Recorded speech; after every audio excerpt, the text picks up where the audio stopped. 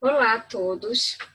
Fui convidada para dar uma palestra para os associados sobre a Covid-19, tá? Então, eu vou compartilhar a tela, porque eu fiz uma apresentação, e eu vou tentar ser bastante objetiva e abordar os pontos mais importantes dentro dessa temática, tá? Primeiramente, me apresentar. Meu nome é Carliane Martins, eu sou médica, endocrinologista, tenho mestrado na área de Oncologia e Ciências Médicas, tenho atuado bastante no combate à Covid, né, tratando vários pacientes e, enfim, então eu tenho alguma experiência já, apesar de ser uma doença nova. Nos últimos 4 meses, realmente, eu tenho estado muito à frente nesse combate, tá? Então, eu vou passar um pouquinho das informações mais importantes para vocês, tá? Então, vamos lá. Vou falar sobre as atualizações e as orientações mais importantes dentro dessa temática da pandemia da Covid-19. Bom, primeiramente, eu vou falar o que é a doença, né? Vou abordar os grupos de risco, grupo que os senhores fazem parte, a grande maioria, né, para quem essa palestra se destina. Vou falar um pouquinho da importância da assistência médica nos primeiros sintomas, dos sinais e sintomas, o que é um caso suspeito de Covid, como está a situação atual no estado do Pará, sobre a suscetibilidade da doença, né, quem são as pessoas mais suscetíveis, os problemas decorrentes do isolamento, falar um pouquinho da vacina, sobre a sua expectativa e realidade, e a manutenção dos cuidados, né? Então, vamos falar um pouquinho sobre esses temas que são importantíssimos. Bom, antes de mais nada, o que é a Covid-19? Né? É uma doença, né, sistêmica. O que é uma doença sistêmica? É aquela doença que acomete todo o organismo, podendo provocar sinais e sintomas diversos. Não é como um resfriado, que a gente sente os sintomas somente aqui, né, no nariz, na garganta, não. A gente pode sentir sintomas no corpo inteiro, como febre, dores no corpo, dores musculares, mas eu vou falar melhor dos sintomas mais para frente, tá? E ela é causada por um vírus da família dos coronavírus, né, chamado SARS-CoV-2. Tá?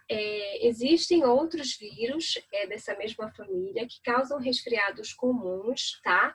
Existiu um que é o SARS-CoV-1, que provocou uma doença mais séria em 2002, 2003, mas ele não tinha uma taxa de contágio tão grande como esse agora, tá? Mas é uma doença nova em várias características e por isso que causou todo esse problema em nível mundial. Tá? É uma doença que já se sabe que ela evolui em fases, tá?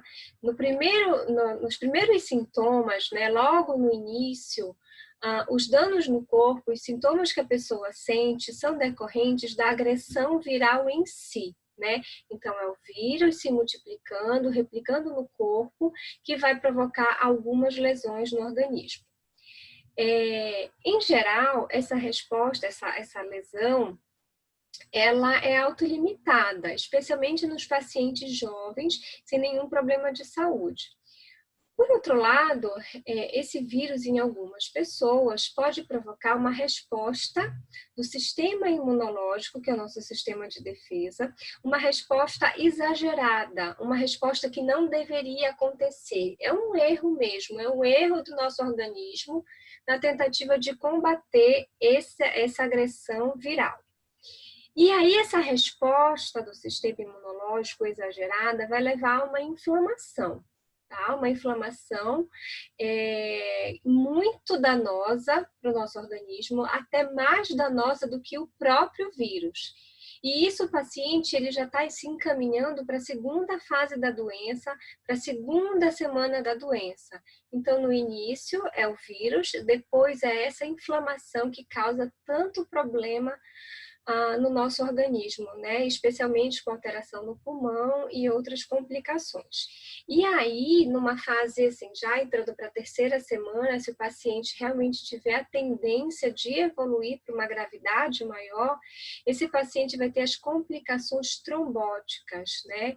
Então, ele pode ter realmente algumas lesões tanto no pulmão, como também no coração e em outros órgãos, capazes de levar esse paciente ao óbito.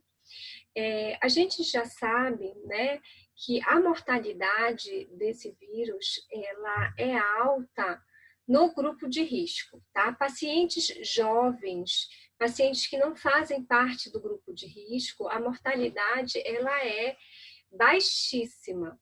Okay? Mas os pacientes do grupo de risco têm uma mortalidade um pouquinho maior, especialmente se esses pacientes tiverem outras doenças, né, doenças crônicas associadas. Então, só para a gente entender um pouquinho o que são esses fatores de risco, quais são os pacientes que precisam realmente ter um cuidado a mais. Claro que eu gostaria de deixar uma mensagem muito importante, que é assim, não é porque eu sou idoso, não é porque eu tenho alguma doença crônica que eu vá ter Covid grave, não é um fator determinante, tá? Mas o contrário é verdadeiro. Entre as pessoas que agravaram, entre as pessoas que tiveram um quadro clínico mais preocupante, que precisaram internar, a grande maioria tinha um desses fatores de risco. Então, se você é idoso e tem uma dessas doenças, você pode ter Covid e ficar super bem, tá? A grande maioria fica. Mas, se você tem um desses problemas, você tem uma chance um pouquinho maior de agravar, tá? Mas a gente vai conversar melhor sobre isso, sobre o que fazer em caso de sinais e sintomas, tá bom? Mas qual é o grupo que precisa ter atenção? Os pacientes, né, acima de 63 anos, pacientes com hipertensão arterial sistêmica, obesidade, diabetes, doença arterial coronariana, ou seja, aquele paciente que já teve um infarto, tá? Ou que tenha uma artéria obstruída, identificada por exames. Insuficiência cardíaca congestiva, aquele paciente que tem inchaço nas pernas, né? Então, problemas no coração. Doença respiratória crônica, como asma, como doença pulmonar obstrutiva crônica, que a gente entende como o enfisema, aquele paciente que fuma muito, ele pode ter um problema pulmonar chamado doença pulmonar obstrutiva crônica.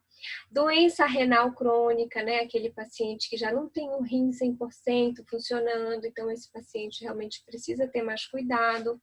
Então, esses pacientes precisam, né, ter um comportamento um pouquinho mais cauteloso, para não se expor demais, porque são pacientes que têm mais risco de evoluir com gravidade. Lembrando que a obesidade tem se mostrado um grande fator de risco isoladamente, tá? Então, só o fato de você estar obeso já aumenta demais o seu risco de ter um quadro clínico mais grave da COVID. Isso, inclusive, entre pacientes jovens, tá? Pacientes com menos de 45 anos, que são obesos mesmo, podem evoluir com um quadro mais grave. E a gente sabe que quando o paciente interna, especialmente se precisar de UTI, é nesses pacientes em que a mortalidade ela é muito alta, tá? Então, a gente vai entrar nesse tema no sentido de que a gente não pode demorar a procurar assistência médica para evitar o agravamento e a ida à UTI.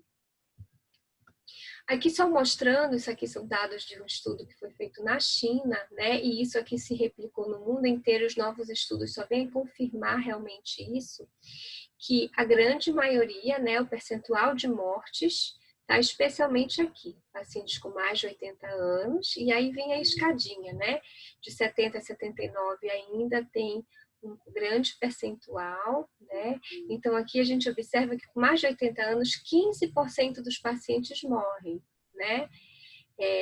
85 não morrem, mas 15 morrem. Então, isso realmente é preocupante. Então, esses pacientes precisam ter cuidado. Tá aqui, ó. Acima de 60 anos, a gente precisa ter o maior cuidado.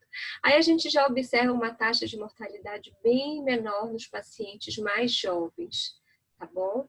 Então, como a palestra se destina a esse público mais velho, então eu vou falar especificamente dos cuidados que esse público precisa ter, tá bom? Então, vamos lá. Isso aqui eu acho que é um dos principais slides dessa apresentação, tá? É assistência médica nos primeiros sintomas. É muito importante isso. Aquela recomendação do início da pandemia no Brasil, lá no finalzinho de março, de ficar em casa e procurar assistência médica somente quando apresentar falta de ar, essa recomendação ela está ultrapassada. Essa recomendação não deu certo. Essa recomendação ela é injusta, né? E talvez seja uma das causas do grande colapso no nosso sistema de saúde. Tá? Então, ficar em casa quando sentir falta de ar sobrecarrega o sistema hospitalar. Primeiro porque as pessoas não têm a capacidade, né, de dizer se está grave ou não. Às vezes o desespero é tão grande que ela não consegue analisar. E não é justo que essa responsabilidade caia sobre o paciente. Né? O paciente, nesse momento de tantas incertezas e angústias, precisa ser avaliado, sim, por um médico o mais rápido possível, tá? A partir do momento que eu tenho colapso no sistema hospitalar, e isso acontece também porque as pessoas adoecem todas ao mesmo tempo pela própria dinâmica do vírus, né? Então, quando chega um certo número de pessoas acometidas, o vírus rapidamente se espalha na cidade. Não tem lockdown que dê jeito, porque o vírus se espalha dentro do ambiente domiciliar, porque sempre tem alguém da família que precisa ir no supermercado, que precisa ir na farmácia, né? Recebe delivery. Então, a partir do momento que existe esse contato, né, fora, uma pessoa é suficiente para espalhar o vírus para dentro de casa. Tá? Então, é por isso que a gente chegou naquela situação de pico. Tá? O lockdown não resolve nesse momento. E aí todo mundo adoece junto, não tem hospital para todo mundo e a mortalidade ela fica muito alta. Né? A mortalidade aqui em Belém na época do pico, antes de mudar a orientação, né? Antes de receber pacientes com sintomas mais leves, chegou a 10%. Tá? E aí hoje já se entende e já se compartilha a ideia de que esse paciente precisa ser visto precocemente, para que ele tenha a chance de ser tratado o quanto antes, tá? Então, o quanto antes esse paciente receber um tratamento, logo nos primeiros sinais e sintomas, naquela fase que eu falei que começa com a agressão do vírus, menor vai ser a inflamação. Então, se a inflamação ela é decorrente da agressão viral logo no início, se eu conseguir conter essa replicação do vírus, eu vou ter menos inflamação. Se eu tenho menos inflamação, eu tenho menos complicações, menos hospitalizações, menos óbito, tá? Então, a ideia de tratar precocemente é essa: diminuir a agressão viral e diminuir a inflamação. Então, hoje, o que se recomenda, tá? Não é mais ficar em casa, e sim procurar assistência médica nos primeiros sintomas sugestivos de COVID, né? É o que a gente chama de abordagem precoce.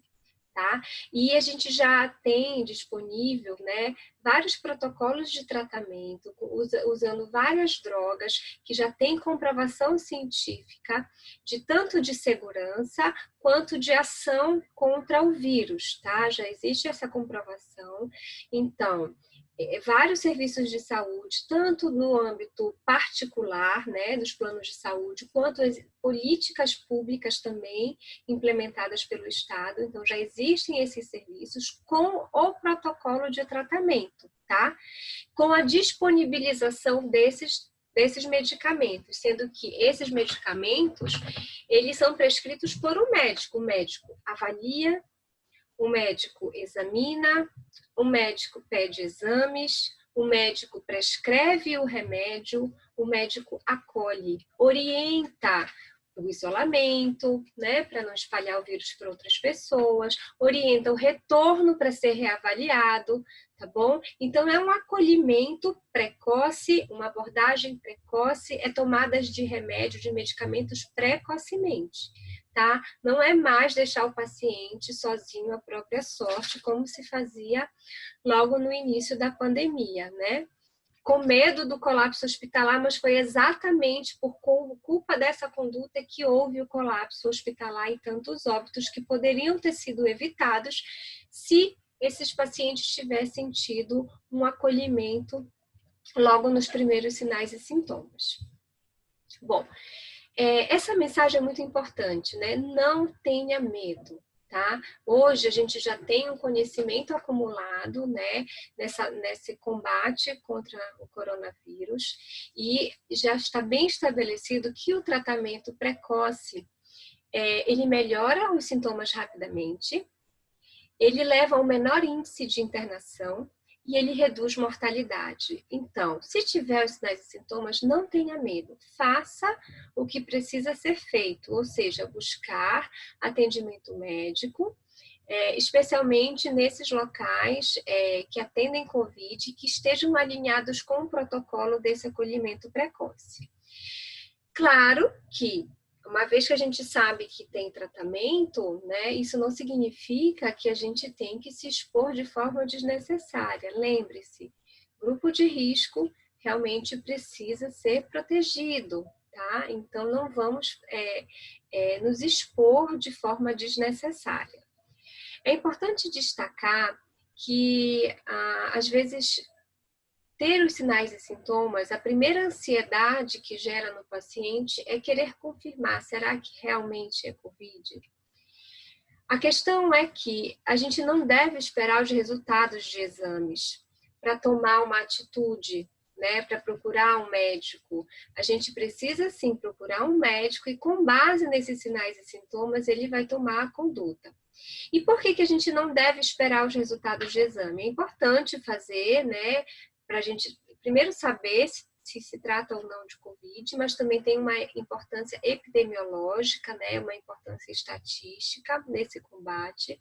Mas lembrando que o RT-PCR, que é aquele exame que a gente faz fazendo cotonetezinho no nariz, que detecta o vírus mesmo nas vias aéreas, ele pode dar muito falso negativo, ou seja, eu tenho Covid, eu estou com Covid no momento, eu faço o PCR e ele vem negativo, mesmo eu tendo o vírus. Isso pode acontecer em até 35% dos casos e isso é muito, tá? Então, já vi muitos pacientes de forma errada começarem um tratamento com remédio para impedir a replicação do vírus, faz o PCR vem negativo e eles abandonam o tratamento no meio. Ter PCR negativo não significa que você não tem o vírus, porque tem muito falso negativo. O momento ideal de fazer esse exame é até no máximo 10 dias, tá? 10 dias do início dos sintomas, no máximo. Quanto mais tempo, mais chances de dar falsos negativos, tá bom? E existem os testes sorológicos, que até tá na modinha, tem um monte de farmácia vendendo também, dá aquela ansiedade, eu quero fazer, eu quero saber se eu tive ou se eu não tive. A gente tem que ter muito cuidado também com os testes sorológicos, tá? Lembrando que os testes sorológicos, eles podem ser específicos, dosando a imunoglobulina chamada IgM, que quando ela está alta, ela indica que o paciente está na fase aguda. Ele eleva logo no início, geralmente após 7 dias do início dos sintomas. E tem a imunoglobulina IgG, que quando ela dá positiva, é aquela que a gente diz que provavelmente está conferindo imunidade ao paciente, de provavelmente não ter mais chance de pegar de novo. Acontece que esses testes sorológicos, existem os testes sorológicos de laboratório e existem os testes rápidos. Os testes rápidos, eles têm se mostrado muito falhos, tá? Tanto como falso positivo, né, dando falso positivo, ou seja, ele diz que eu estou com Covid ou que eu tive Covid, mas na verdade é falso. E também muito falso negativo, então ele mais atrapalha do que realmente ajuda, tá? Os de laboratório, eles são mais confiáveis, especialmente a dosagem de IgG, ele é mais confiável do que a dosagem de IgM, tá? A IgG, dosada nos testes sorológicos de laboratório, deve ser feito a partir de 21 dias do início dos sintomas, então é mais um diagnóstico retrospectivo. Lembrando que nem todo mundo faz a IgG positivo, nem todo mundo consegue ter dosado no seu sangue o IgG, mesmo tendo tido a Covid-19. Então, às vezes, a pessoa tem um quadro clássico de Covid-19 e não forma o anticorpo IgG. Tá? Isso é uma resposta imunológica muito própria desse paciente, né? A gente já entende hoje, tem vários trabalhos publicados nesse sentido, de que existem outras formas de imunidade, outras formas de combater o vírus, que não é só com a formação de anticorpo, que IgM e IgG a gente tem que entender como anticorpo. Existem células que podem combater esse vírus e a gente não formar anticorpo. É o que a gente chama de imunidade celular. Então, nem sempre uma sorologia negativa pode significar que eu não tive a Covid-19. Bom, então, e os sinais e sintomas, né? O que é que a gente vai sentir quando a gente tem a Covid-19, né? Inicialmente são sintomas de gripe, tá? Mas o quadro clínico, assim, ele é muito, muito, muito variado. Tem pessoas que quase não têm sintomas nenhum, que a gente chama de assintomáticos, e pessoas com quadro mais leve, chegando a ficar mais cansado, mais prostrado. Eu vou depois falar a cada sintoma, né? Sendo que o maior problema é que parte desses pacientes, em torno de 20% a 30%, podem evoluir com uma gravidade na segunda semana dos sintomas, tá? E são esses pacientes que merecem uma atenção maior. Quando a doença evolui para mais de 7 dias, a gente tem que ter uma atenção redobrada, porque é esse paciente que pode estar entrando na fase inflamatória da doença, cujo tratamento é diferente da fase inicial, que é a fase de replicação do vírus. O problema também é que nem sempre o paciente percebe os sintomas da primeira semana. Às vezes passam despercebidos porque às vezes eles são muito leves. Às vezes é uma dor de cabeça que o paciente não valorizou, às vezes é uma diarreia que o paciente não valorizou, e aí ele dá uma pioradinha na segunda semana e aí ele já está na fase inflamatória. É por isso que é importante qualquer suspeita de Covid-19, realmente procurar um médico, por mais que você entenda que está bem. Porque às vezes você começa um quadro muito leve, né? Então a gente costuma não valorizar as gripes, a gente está acostumado a ter gripe o tempo inteiro. Mas nesse caso, nesse cenário de coronavírus, a gente realmente precisa buscar o apoio, né, do médico para ele dizer se realmente é algo que não merece tanta preocupação ou algo que precisa ser acompanhado ao longo das semanas, tá? É importante entender, e eu já comentei antes, mas eu vou reforçar, que o diagnóstico de Covid-19 ele é clínico, tá? Eu não vou esperar resultado de exame para dizer se é ou não, porque eu posso perder a oportunidade de estar combatendo o vírus no início, evitando a evolução para a segunda semana, que é a semana da fase inflamatória, que já é um pouco mais grave. Tá? Então, é um diagnóstico clínico e também epidemiológico. Por que epidemiológico? Num local onde não tem nenhum caso de coronavírus ou pouquíssimos casos, a minha suspeita ela não vai ser tão alta.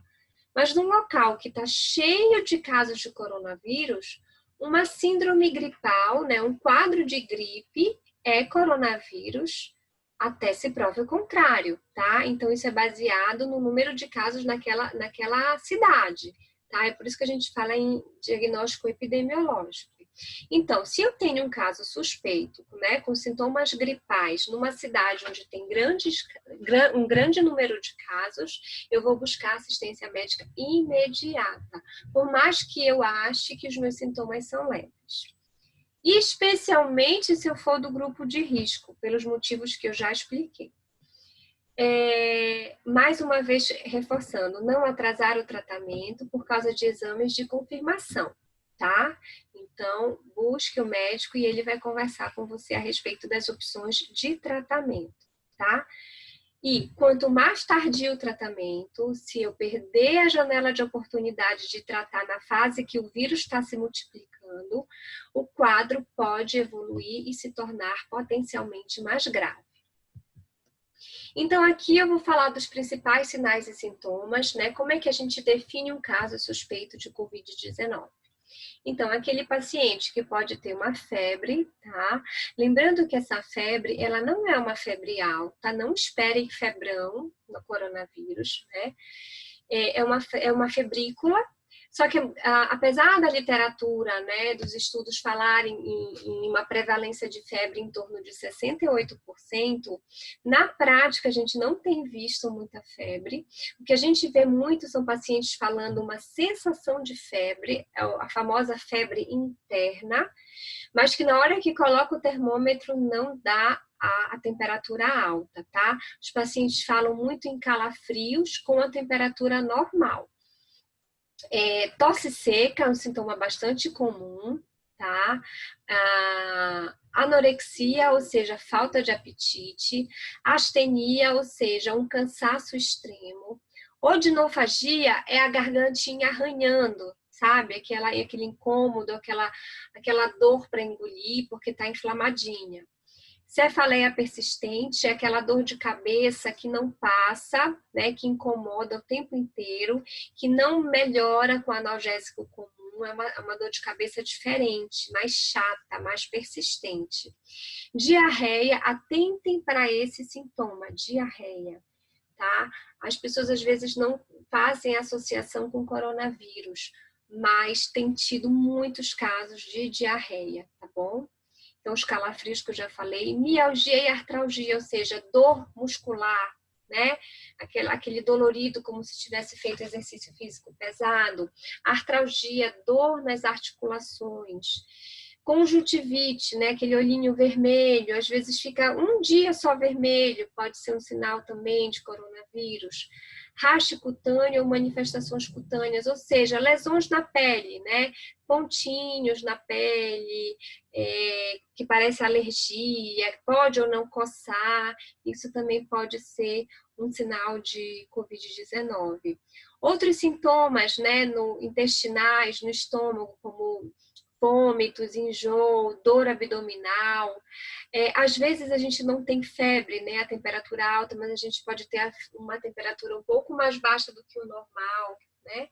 E uma coisa interessante também de falar é que, diferente de outros vírus, a questão das vias aéreas superiores, ou seja, aquela coriza, aquele nariz escorrendo, espirros, aquela sensação de congestão nasal, como se fosse uma sinusite, isso a gente não nota com muita frequência, tá?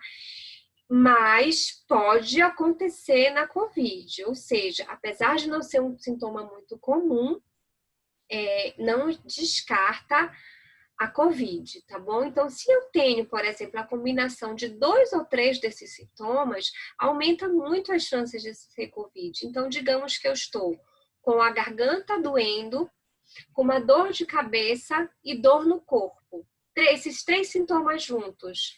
É muito provável que seja COVID-19.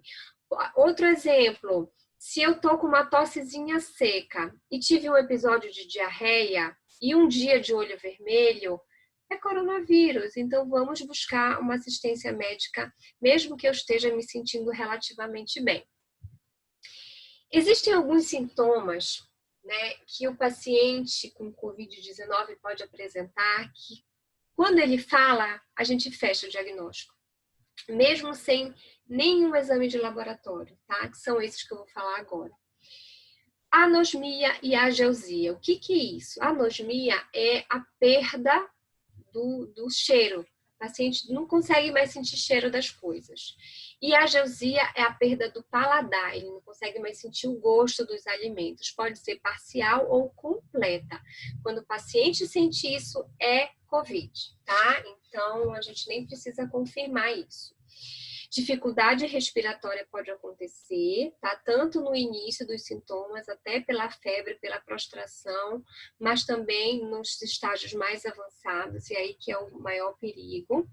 Uma fadiga intensa, mas é intensa do paciente não conseguir levantar da cama, tá? Isso não é muito comum da gente ver em outras gripes. E é um sinal de alerta, esse paciente já deveria ter procurado o médico, tá? Esse sintoma aqui, olha, sensação de bolos na garganta ou um peso, um aperto na região aqui do peito, né, região external, isso é muito associado à presença de COVID.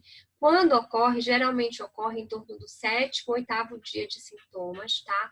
O paciente sente aquela opressão, aquele aperto no peito, quando ele engole, ele sente uma dificuldade de engolir, ele confunde, ele não sabe se é uma falta de ar, se é uma agonia, se é uma ansiedade, mas às vezes o paciente está calmo e ele sente essa dificuldade de engolir. Isso fala muito a favor de COVID-19, tá? E lesões vasculares nas extremidades, né? Os pontinhos vermelhos nas extremidades, isso daí já denota uma situação mais grave, mais avançada, tá bom?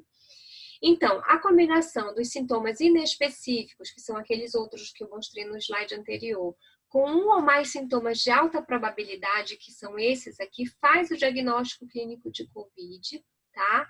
E confirma clinicamente o diagnóstico sem eu precisar estar me preocupando em fazer PCR ou sorologia. Então, aqui só para ilustrar, né, como o coronavírus realmente é uma doença sistêmica, ou seja, uma doença do corpo inteiro.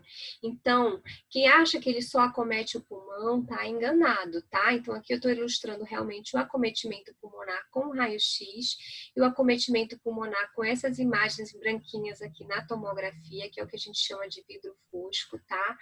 Mas lembrando que a COVID-19 pode dar sintomas no corpo inteiro, então aqui eu posso ter alteração no sistema nervoso central, que é no cérebro, né? Com dor de cabeça, tontura, perda do paladar, perda do olfato.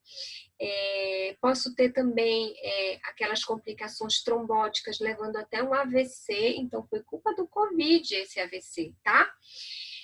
Na pele, aquelas lesões de pele que pode parecer, por exemplo, uma reação alérgica, né, uma urticária. No fígado, ele faz lesão no fígado, tá bom? Então, aumenta as enzimas do fígado. No pâncreas também eu posso ter alteração, quem for diabético eu posso ter alteração na glicose, né? No coração, eu posso ter inflamação do coração, eu posso ter arritmia, então problemas sérios no coração. Também no rim, eu posso também ter alteração. O intestino, como eu já falei anteriormente, diarreia, enjoo, dor abdominal. E um dos eventos mais temidos é a questão da trombose, né? Então, essa doença provoca microtrombos na circulação. Geralmente, esses trombos, eles acometem o pulmão, provocando a dificuldade de trocas gasosas e faz com que a saturação de oxigênio no sangue diminua, tá? Mas também pode levar ao infarto no coração e pode levar ao AVC, como eu falei, né? Essas tromboses que são muito perigosas e são um dos principais mecanismos de agravamento e que levam o paciente à UTI e depois ao óbito. Então, eu vou falar um pouquinho agora sobre a suscetibilidade e reinfecção, tá? Já foi demonstrado, assim, nos trabalhos mais recentes, que nem todas as pessoas são suscetíveis a ter a infecção pelo coronavírus, tá? Então, houve uma previsão errada no número de casos no mundo e número de óbitos, porque se achava que 100% da população era suscetível a ter né? Então, que todo mundo teria. Mas já foi demonstrado que 40% a 60% das pessoas são resistentes ao coronavírus. Provavelmente por uma imunidade cruzada. Lembrando que a gente já teve contato com outros coronavírus antes. Existem 3 priminhos desse coronavírus que provocam resfriados comuns, simples, que a gente pega todo ano. Então, provavelmente, a gente já tem alguma resposta. O organismo ele já é treinado para responder ao coronavírus. Então, algumas pessoas têm uma resposta mais inteligente, mais efetiva. E aí não desenvolvem sintomas, são os assintomáticos. Eles simplesmente não pegam coronavírus. E é muito, é 40% a 60% da população. Então, não são todas as pessoas do mundo que são suscetíveis, provavelmente, por conta de uma imunidade cruzada, tá? Pelos primos desse coronavírus. Uma outra coisa importante que as pessoas precisam entender é que nem todas as pessoas transmitem o coronavírus, tá? Provavelmente, esses estudos já demonstraram que em torno de 20% dos infectados são grandes transmissores. Então, de 10 pessoas infectadas, somente 2 vão ser transmissoras do vírus. O problema é que essas 2 pessoas são grandes transmissores. Uma dessas pessoas é capaz de infectar outras 8 pessoas rapidamente, tá? Então é por isso que é muito importante a gente isolar as pessoas sintomáticas. Então, se eu tenho um sintoma, eu tenho que ficar isolado, porque eu posso ser um grande transmissor e isso fazer com que realmente o coronavírus se espalhe rapidamente, tá? Então, o isolamento da pessoa doente com sintomas é a medida de maior impacto, né, para a gente conseguir conter o avanço da doença, tá? Agora, a gente tem que ter muito cuidado, e aí eu falo especificamente para o público-alvo dessa palestra, né? Que se eu sou da população de risco, né? E se eu tenho uma pessoa em casa infectada, né? As chances de eu pegar esse coronavírus é muito grande, muito maior do que se eu estivesse saindo de casa para a rua, para o supermercado, para fazer alguma coisa relacionada ao trabalho, para fazer atividade física. Então, o fato de eu estar em casa, enclausurado, com uma pessoa infectada, as chances de eu adoecer são muito maiores, tá? Então, essa pessoa que está infectada tem que se isolar de fato, ok? E se tiver pessoas do grupo de risco em casa, essa pessoa tem que ser poupada de alguma forma. Ou ir para outra casa, ou essa pessoa que está doente realmente ficar isolada num quarto e não sair. Tá bom? Então, isso realmente é muito importante, porque o ambiente familiar cria um ambiente fechado e é uma aglomeração, né? O ambiente domiciliar é uma aglomeração, então o vírus ele se propaga muito bem no ambiente domiciliar, tá bom?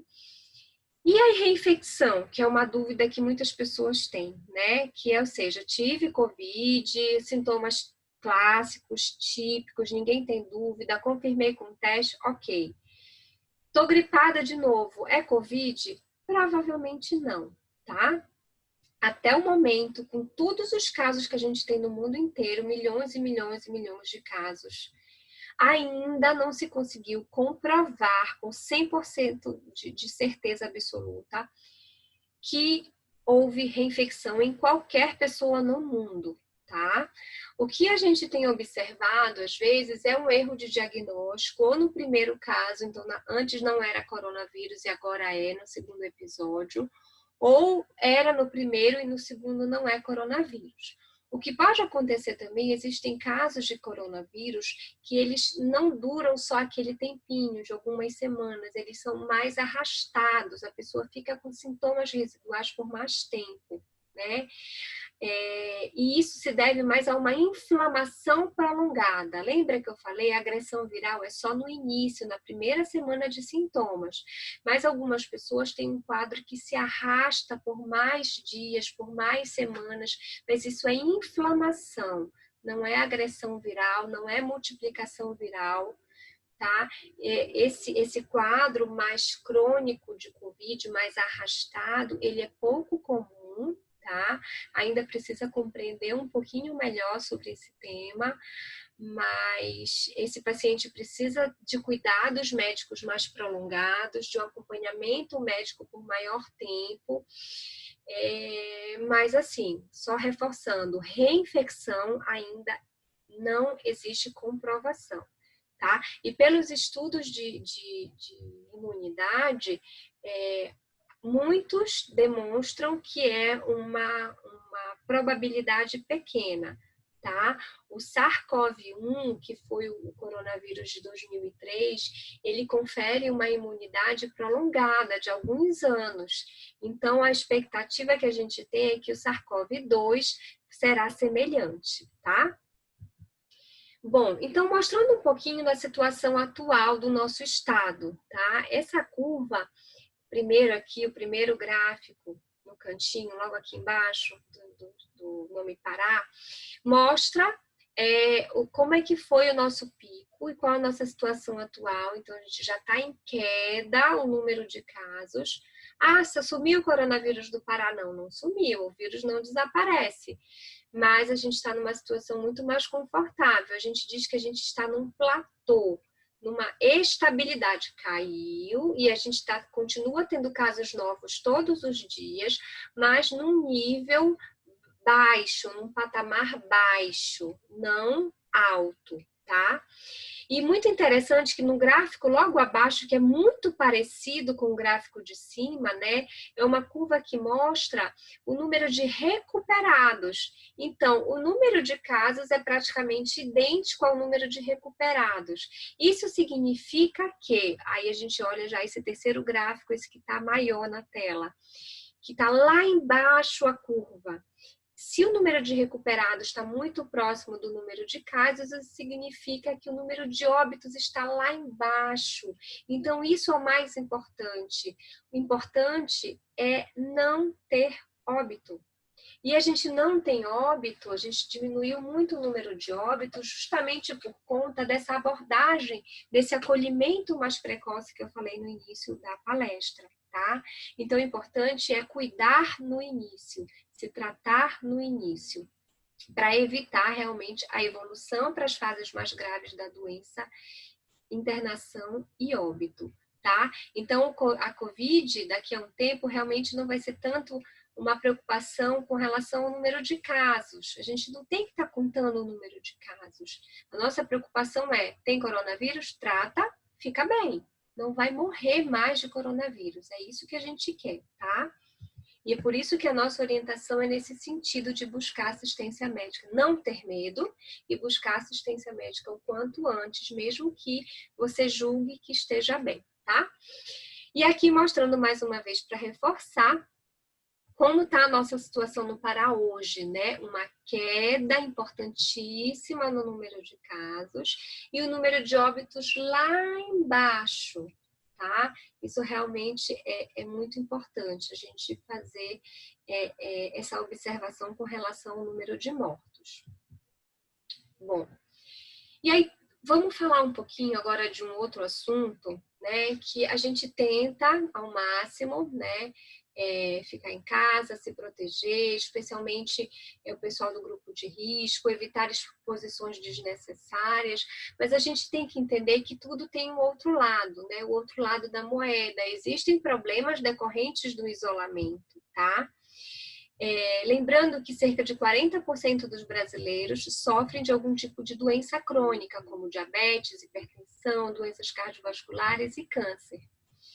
E que isso sempre foi e sempre será uma das principais causas de mortalidade e incapacidade, tá?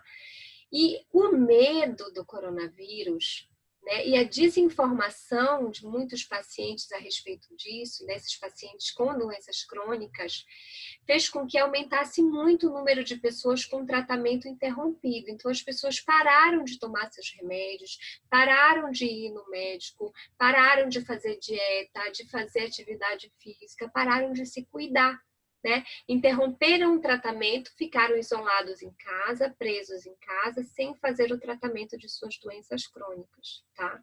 E isso é muito sério, isso é muito grave. A gente tem visto agora muitos pacientes descompensados, muitos morreram no isolamento, não de Covid, mas morreram por conta de descompensação de suas doenças crônicas.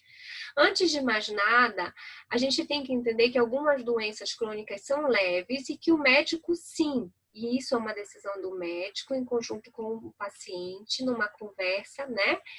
Que algumas doenças crônicas no estágio leve, bem controladas, pode postergar, sim, aquele acompanhamento médico rotineiro, desde que ele não largue o tratamento, que ele não abandone o tratamento.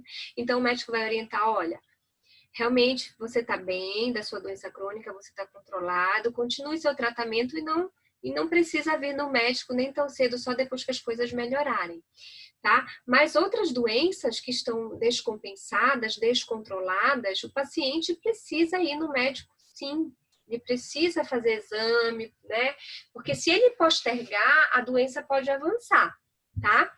E a telemedicina veio ajudar um pouquinho nesse cenário, né? Porque às vezes o paciente precisa de uma orientação, precisa ter a sua receita atualizada, e a telemedicina veio ajudar nesse sentido, tá bom? Mas lembrando, não tome essa decisão, você, paciente, não tome essa decisão sozinho.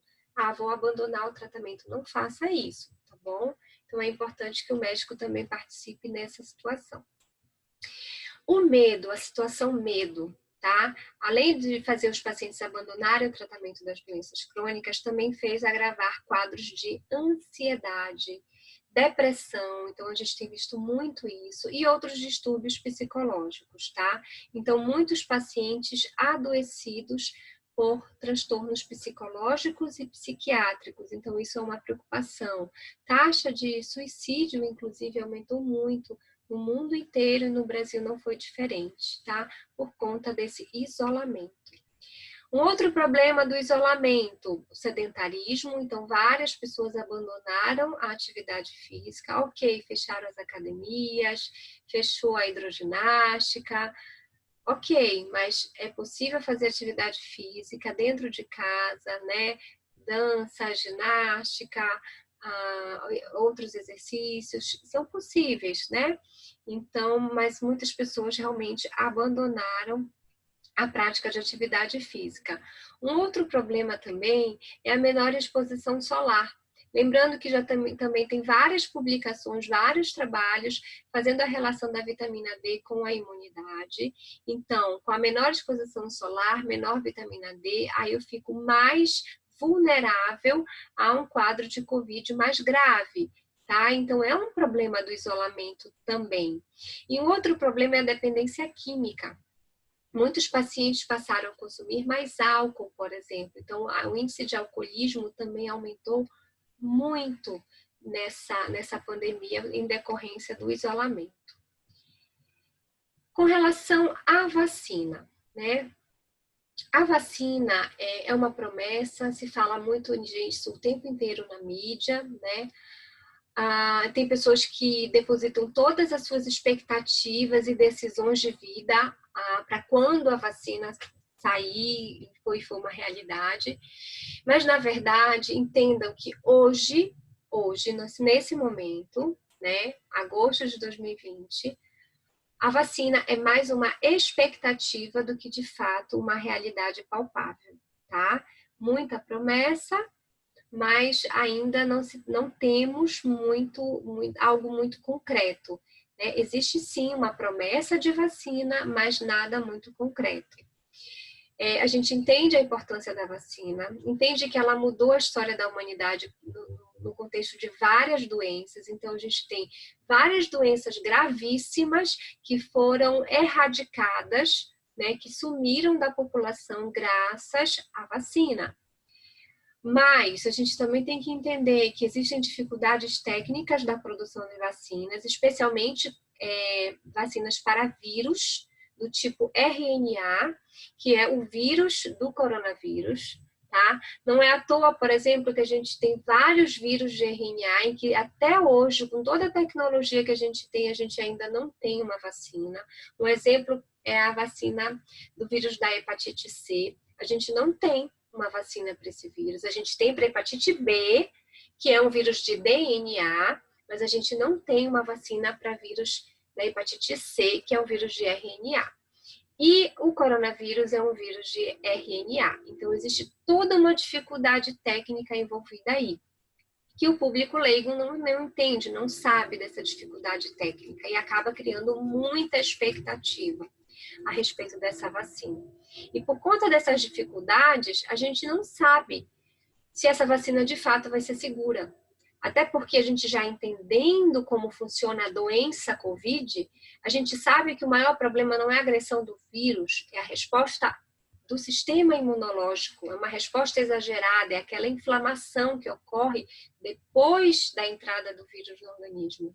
E se eu fizer a vacina, será que eu não vou ter uma resposta inflamatória muito exagerada também com a vacina e fazer mais mal do que bem?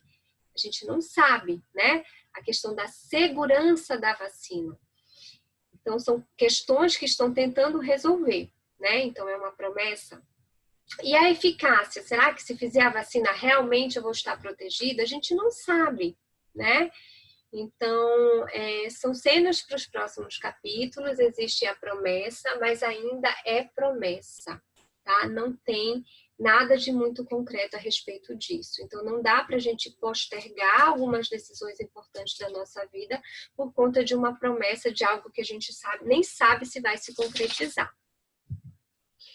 Bom, e as medidas de prevenção, tá? Então, a gente está num cenário de uma doença que pode se agravar, né? A gente entende que a maioria das pessoas tem um quadro autolimitado, mas que em torno de 20% pode ter um quadro mais grave e que é importante a gente procurar um médico nos primeiros sintomas e se eu fizer isso, as chances de eu agravar reduz bruscamente, drasticamente, tá? Mesmo sabendo disso, e mesmo sabendo que a situação do Pará no momento é bem mais confortável, porque a gente está numa queda e com o número de óbitos estável, num platô bem baixo, mas mesmo sabendo disso, a gente tem que manter os cuidados, tá? Especialmente quem é do grupo de risco. Mantendo as medidas de prevenção, né, que inclui a higiene adequada das mãos, né, então a lavagem das mãos. Não é só o uso de álcool gel, tá, gente? Álcool gel é para usar quando a gente está na rua, quando a gente não tem disponível um salão e uma pia com água para lavar, tá bom? A etiqueta respiratória, que é muito importante, que inclui o uso de máscaras e evitar realmente tossir e espirrar assim, no ambiente, né? E também a questão do isolamento e distanciamento social. Vou falar com um pouquinho mais de detalhes aqui. Então, manter esses cuidados, né, quando for sair de casa. Se eu tiver sintomas, eu não devo sair. Lembra que eu falei que quando eu estou sintomático, quando eu estou com suspeita, eu preciso me isolar, tá? Esse isolamento, hoje, a recomendação é de 10 dias de isolamento e pelo menos 24 horas sem sintomas para eu poder sair desse isolamento. Essa é a medida de maior impacto na questão da propagação da doença. Não é isolar todo mundo, e sim priorizar o isolamento das pessoas com sintomas. Quando for sair, né, evitar excesso de enfeites, deixar o cabelo preso, né, se possível, né, aqui é muito quente, mas se possível usar uma roupa que proteja mais. Essa questão do transporte público, se você é do grupo de risco, evite transporte público, é um local muito abafado, as pessoas não têm como manter o distanciamento, né? Se for sair com o pet, né, saia num horário que não tenha muita gente circulando, né, evite que ele fique se esfregando em outras superfícies. Use lencinhos descartáveis para estar trocando o tempo inteiro, jogar no lixo esses lencinhos, evitar o uso de dinheiro, tá? Preferir usar cartão de crédito e sempre higienizar a mão, ou com água e sabão, ou com álcool em gel, quando pegar no dinheiro. Não tocar no rosto, isso é muito importante, tá? Evitar o contato da mão com o rosto. Se for tossir e espirrar, evitar aquela grande propagação do espirro, da tosse, né? Então, espirrar ou tossir no cotovelo, por exemplo, ou cobrir bem a região da boca e do nariz, tá? Então, novamente, a questão de estar higienizando as mãos toda vez que tocar numa superfície e manter uma certa distância das pessoas, tá? Não é proibido sair, como eu falei, a nossa situação aqui no Pará está bem mais confortável. Evite saídas desnecessárias, mas se precisar sair, tome todas as precauções, tá? Os cuidados ao chegar em casa, tá? Também precisa ter, né? Então, chegou em casa, tire seu tênis, seu sapato, deixe numa região reservada mais fora de casa, lavar as mãos assim que chegar, também deixar os objetos, né, que você usa na rua, como carteira e chave, numa caixinha na entrada da casa também, né? O pet também precisa higienizar as patinhas dele. Tente higienizar todos os seus objetos pessoais com toalhinhas umedecidas próprias para isso, também para não estragar os seus objetos, né? Não dá para você também viver numa bolha, completamente esterilizado, numa psicose de esterilização, tá? Isso aí até faz mal para o sistema imunológico. O sistema imunológico, ele é um exército que precisa ser treinado. Eu preciso me expor a agentes, né, do ambiente para desenvolver o tempo inteiro. Meu organismo está o tempo inteiro em equilíbrio com o ambiente, né, lutando e em equilíbrio com esse ambiente. A partir do momento que eu quero tudo esterilizado, primeiro que não é possível, mas segundo que eu estou deixando de treinar o meu sistema imunológico e aí eu posso ficar suscetível até para outras gripes que antes eu tiraria de letra, tá? Então, cuidado com esses excessos e com essa mania de limpeza. A roupa que você usou na rua é bom já botar para lavar, tá? Enfim, acondicionar as coisas que precisa jogar no lixo, colocar logo no lixo. E assim que possível, chegou em casa, tirou a roupa, botou para lavar e vai tomar banho, tá? Coisas simples, nada de muitos excessos, não. E aí, eu queria só voltar um pouquinho na importância da atividade física, tá? Se tem um motivo que vale a pena você sair de casa, é sair para fazer atividade física. Claro que é possível, como eu falei antes, fazer exercícios domiciliares, tá? Então, se mexa, faça ginástica, pegue pezinhos, faça esteira em casa, dance, enfim. Mas você pode também fazer atividade física em ambientes abertos, tá?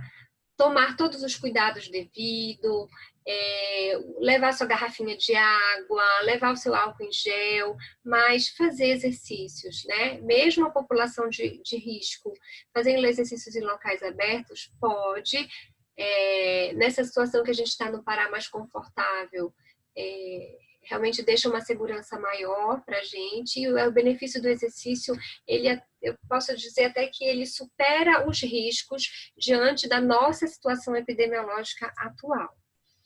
Tá? Então, local aberto, dá para a população de risco fazer seus exercícios sim. Pegar vitamina D, que melhora a imunidade. E também tem saído muito trabalho, né, publicados ultimamente, que o exercício ele libera uma substância, ele libera um hormônio que também influencia muito na imunidade, que leva o indivíduo a ter uma melhor resposta contra o vírus. Então, fazer atividade física faz bem, né? Faz bem para controlar as doenças crônicas que esse paciente tem, faz bem para a imunidade, pensando no combate ao coronavírus, faz bem para a questão psicológica, emocional, tá? Diminui o risco de ansiedade e depressão, tá bom? Então, uma série de razões, né, que fazem com que o exercício precise ser estimulado, especialmente esses em locais abertos, tá bom? Então, como eu falei, colocando na balança risco-benefício, pela situação epidemiológica de Belém, mais confortável, com menos risco, menos vírus circulando, fazer exercícios em locais abertos é interessante, sim, mantendo as medidas de distanciamento. Então, não é porque está fazendo exercício que eu vou aglomerar. né? Procure locais e horários de menor trânsito de pessoas para fazer esse exercício, leve sua garrafinha de água e álcool gel, tá? Mantenha sempre uma alimentação saudável, muita hidratação, né? Então beba bastante água e faça suplementação também de vitaminas com orientação do seu médico, tá bom? Que isso também é importante. E acredito que esse seja o último slide da palestra, tá? Eu acho que a palavra agora, nesse momento, é a gente tentar manter a calma e manter o equilíbrio. Dúvida, insegurança, medo, sempre vai existir. Primeiro porque é uma doença nova e segunda porque a mídia, né, faz muito terrorismo na nossa cabeça mesmo. Então, o medo, ele também tem adoecido muito a nossa população. Então, a gente tem que buscar realmente essa questão do equilíbrio, né? A preocupação com a saúde, ela deve ser global.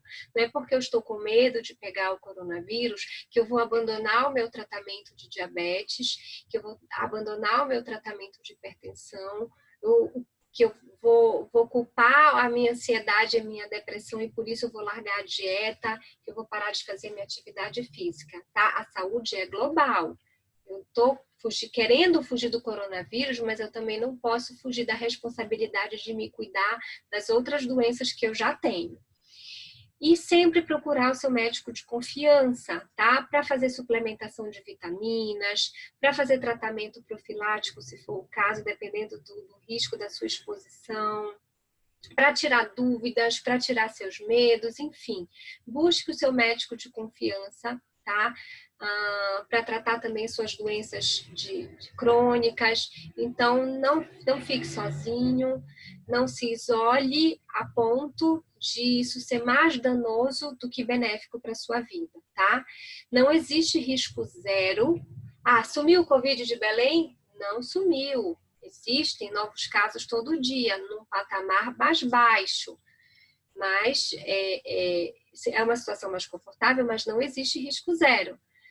Mas existem atitudes positivas. Então, mesmo com o risco, colocando na balança, tentando equilibrar tudo que eu preciso para me manter bem, saudável, com as minhas doenças crônicas controladas, né? Com a minha parte emocional também equilibrada, pegando a minha vitamina D com o meu solzinho, fazendo a minha atividade física.